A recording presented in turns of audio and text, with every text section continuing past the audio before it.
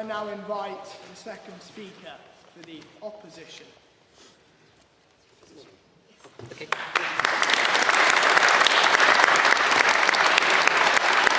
Well, thank you. And when you vote later, let's remind ourselves what we're voting on. An absurd motion that a government could have already failed when it's only just got started. So we're not voting for or against a policy.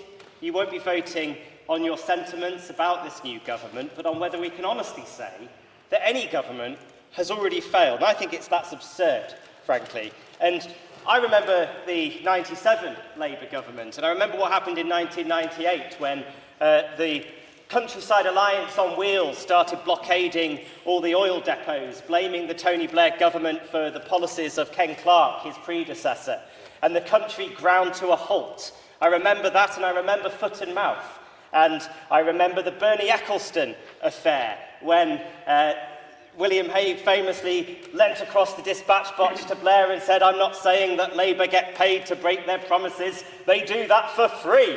And I remember the feeling as a Labour supporter that it was all over. But then in 2001 we won another landslide victory. And why is that? It's because the voters of this country care about results. We've heard very eloquently from the side opposite about the absolute mess that this new Labour government has inherited, including an economy which Ed has confirmed was even worse than we thought. Absolutely.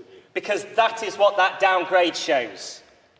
We've also heard Mr Coulson's opening remarks reference the winter fuel payment. And I'm not going to lie to you, politically, that was a very difficult thing, if not a daft thing to do.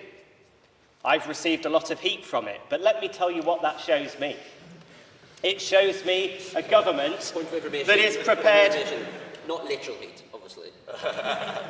It shows me a government that is prepared to take tough decisions. Because what we had from the Conservative government in the last year was a government running towards an election that knew they'd already failed, that made tax cuts they knew the country couldn't afford, that made promises they knew they were never going to have to pay for.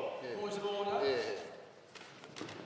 Isn't it a tough decision for Keir Starmer to reduce thousands of pounds worth of free gifts from a member of the House of Lords, which is then shown in the polls with them coming Tories at the top, Reform, then Labour? Isn't it a tough decision for Labour and Keir Starmer to reduce thousands of pounds worth, to refuse thousands of pounds worth? We can talk about what I think. You know, I absolutely concede that that's a political mistake and not one that I would make. But I think, frankly, let's get some things in context about the lives of the people of this country. And let's look at what the government inherited. An economy that's not only flatlined, but has been left on the brink. A huge amount of state spending for the cost of failure. 3 million people unemployed because of long-term sickness or because they can't get the operations that they need. Asylum seekers in hotels because the government legislated themselves into a corner where they could neither return them nor process their claims. And a chronic skills shortage that puts all of our country at risk. A skills shortage in the NHS, a skills shortage in house building. So there is no doubt, and I agree with them, that this government has inherited an absolute mess. But it is because this government is prepared to take the hard decisions that I have confidence that we can turn things around.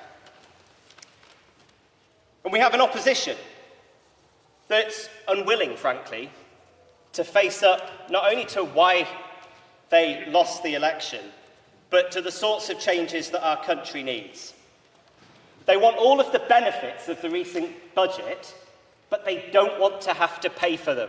They want investment in schools, but they don't want to have to put VAT on private school fees. They want investment in the NHS, but they don't want an increase in national insurance contributions. Point of information. Do you think the policy to charge independent schools VAT will yield any benefit, any actual yield for them? Well, I think all of the evidence that's been modelled shows that it will. And certainly we know that consistently, despite private school fees increasing 50% in the last decade, it hasn't dented the number of young people going to them. So I think we can see the information there. So what we see is an opposition that cannot face up to where they've gone wrong, and not only that, that are cozying up to the populism of the far right, rather than understanding that elections are to be won on the centre ground. And let's actually look at where this new government has got us so far. Because I'm not going to lie, you can't change things overnight. Let's look at the economy. The truth is, the IMF, only today, and you can Google this, has come out and upgraded our growth predictions for the next year. 1.6% for 2025, 1.5% for 2026, making the UK the fastest growing major European economy. What do we also... And let's put that in context, by the way. Given that Rachel Reeves still wants to introduce more cuts to government spending and that we still have lower levels of investment than certain sub-Saharan African countries, how can we say that our economic forecasts are improving? Because evidently the growth forecast has been revised up. And look, cuts to government spending is precisely because we need to reassure the markets that we're not going to do what the previous government did, which is to make lots of promises to people, knowing that they were going to be out of office and never have to pay the invoices that were coming in.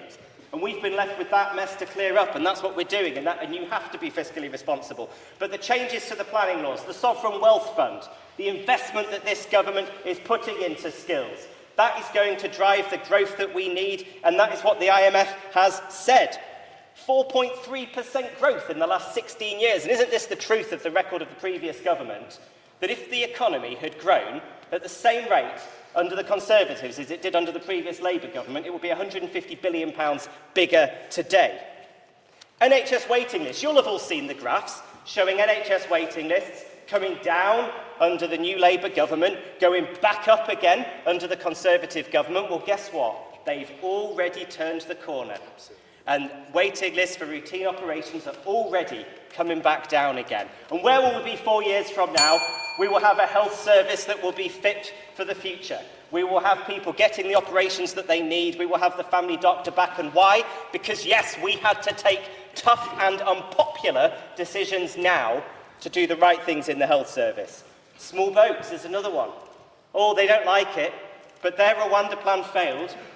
Reassigning 300 civil servants onto a sensible returns policy, and we've seen the biggest deportation flights in years taking off. We've seen the first shoots of progress in getting to grips with a failed asylum system. And I sat in a select committee meeting only this week where we heard from the civil servants that the cost of asylum hotels is coming down.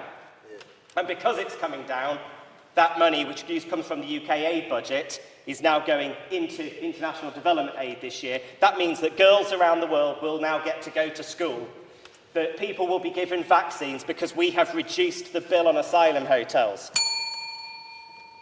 And finally, Britain in the world. They could not have done more to trash our international reputation. But whenever we go around the world now and government ministers go around the world, what do we hear? People say, Britain is back. And that is, my friends, is what the public is going to see. Change that you can feel. Change you can feel in the pocket. And that, my friends, is why this government hasn't only failed, it has only just begun.